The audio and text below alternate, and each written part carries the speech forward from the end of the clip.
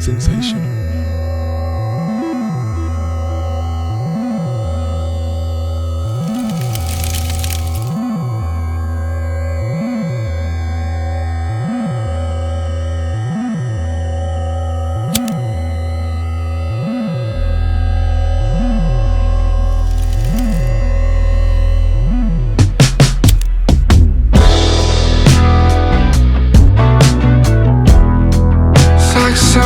A black Seminole. So Yachty just dropped his 5th studio album, Let's Start Here. And I'm not gonna lie, it's kind of crazy. I went into this one knowing nothing, but quickly found out looking at the album description that it was a psychedelic rock album, so I had to jump on this one. Percocet, you want one? There's not too much in it for a complete video essay, so bear with me if this one is quick, but I figured since Yachty's trying something different, I will too. Just to give you guys a warning, this is more so for the genre-bending Igor, Tyler the Creator fans, or the Jimi Hendrix, Pink Floyd, Nirvana fans, so you might not like this one if you're a hip-hop purist, but if you're one of those people who say you like to try new albums, this one is one of the ones for you. Let me shut up and let's get right into it.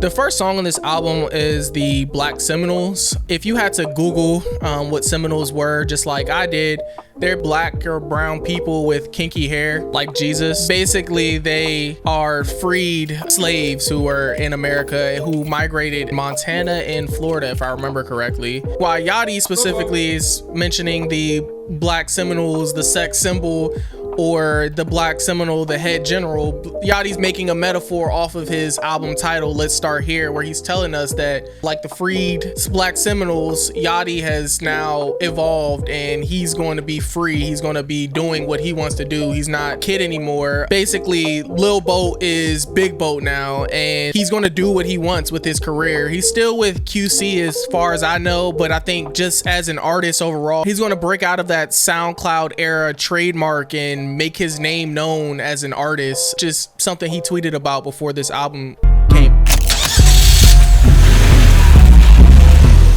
Yachty uses this to transition us to the ride. In the ride, it's a metaphor on an actual car ride and a metaphor for the ride you take when you reach a certain height or fame.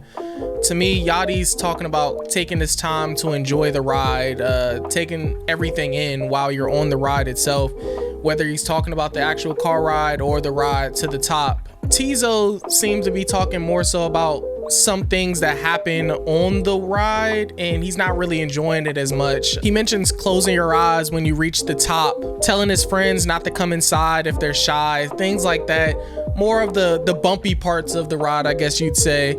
In hindsight, Yachty is the overall vet 5 albums in, so it makes sense that he's talking about enjoying the ride and all the things that you go through, and Tizo's more focused on the things that you go through while on the ride. So it makes sense. But overall, they're both talking about filling the void, literally and figuratively, on that ride, and not paying too close attention to the problems that happen. Just literally close your eyes, similar to the album cover itself, how a lot of the people on it have their eyes closed. The next 3 songs, Running Out of Time, Pretty, and Failure, I don't have too much to say about them. Running Out of Time starts with Yachty trying to manipulate his girl into staying with him. The rest of it is basically just him wanting her to stick around and him wishful thinking, just kind of hoping that she stay around with him, lay around with him, basically get back to the same point that they were at before.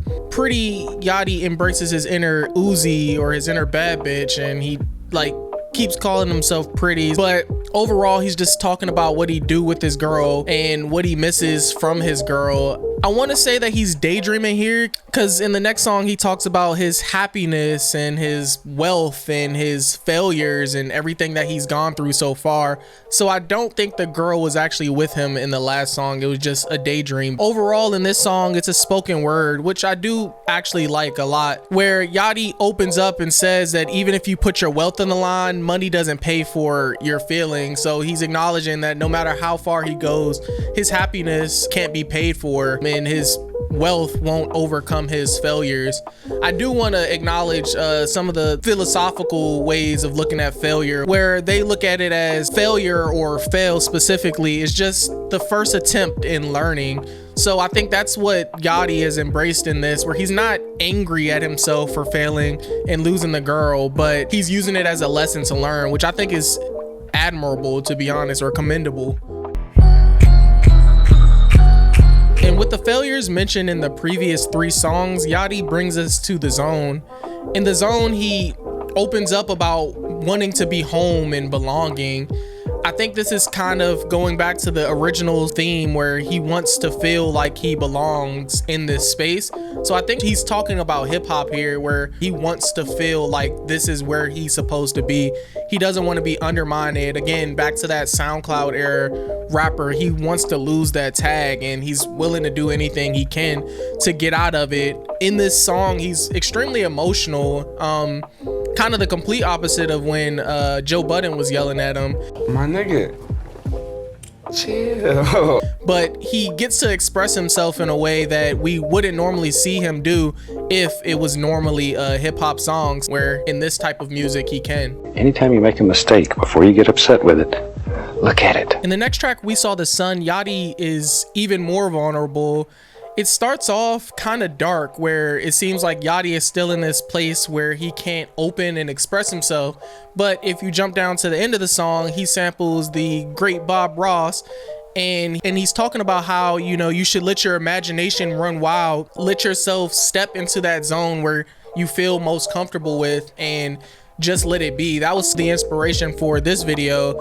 Normally I don't show my face, but I decided, hey, let me step into this space where I may not be comfortable with, but let's see what happens and try to press on to see, you know, what can come out of it, to challenge yourself, basically. The next 2 songs I want to say are roadmaps or bridges towards each other. In Drive Me Crazy, Yachty opens up, and it seems like he's let go of all of the things that were bothering him, and it seems like he did it by himself. But when you move on to I've Officially Lost My Vision, we figure out he probably did lose it all, but not because of himself, with the help of LSD, which I'm still giving him credit for, to be honest. A lot of this album, it seems to be a drug binge almost, and I wouldn't be surprised if he took a lot of drugs before this, because it's what it sounds like. But it sounds good overall. This is my favorite track on the album. But in I've Officially Lost My Vision, Yachty speaks on how even with the drugs, he's still not on the path that he wants to be on. I think it got him closer to where he wants to be, but it also sent him to like a mental prison where he feels like he can't get out unless he does these drugs. Similar to the last 4 songs, I think that the next 2 songs are also another bridge that are leading towards one another. Should I Be and The Alchemist are both speaking on the same exact thing. Should I Be is more so Yachty thinking of who he should be and reminiscing on the times that he had with the woman that he had. However, in The Alchemist, he's still on this path, but he acknowledges that he is built for this. He said he got that dog in him, and it doesn't matter all the failures. He still knows he's him, and he's going to keep pushing on. He references the Tin Man from Wizard of Oz who lost his heart. No heart, all hollow. And Yachty lost his heart multiple songs ago, but he's saying that he learned to love, and he's not like the Tin Man. He's going to find a way to learn how to love again. He's going to find a way to get back to who he was before all of this stuff started. So even though in the last song it seemed like he was almost hopeless, he still points out that he's still on this path. He still knows what's ahead of him, and that's the next thing that he's going to work on.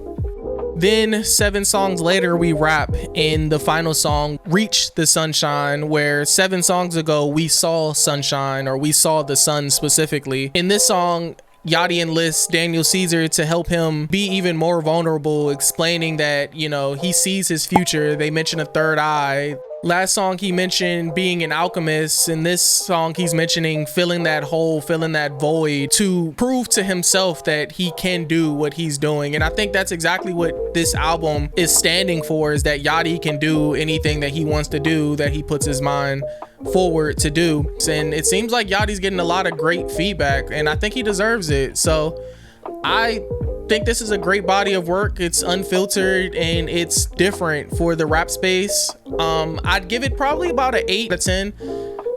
Wouldn't see myself giving a Yachty album such a high rating, to be honest, but this one was pretty good, and I like alternative, I like pure hip-hop.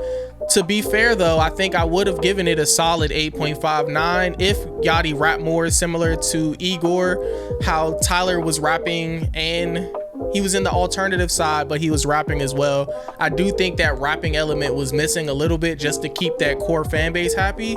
But overall, it was a very solid album, and I definitely think I'll listen again. I'll put my favorited songs in the description down below. And if you like this type of video, don't forget to like, comment, subscribe. You know the whole spiel.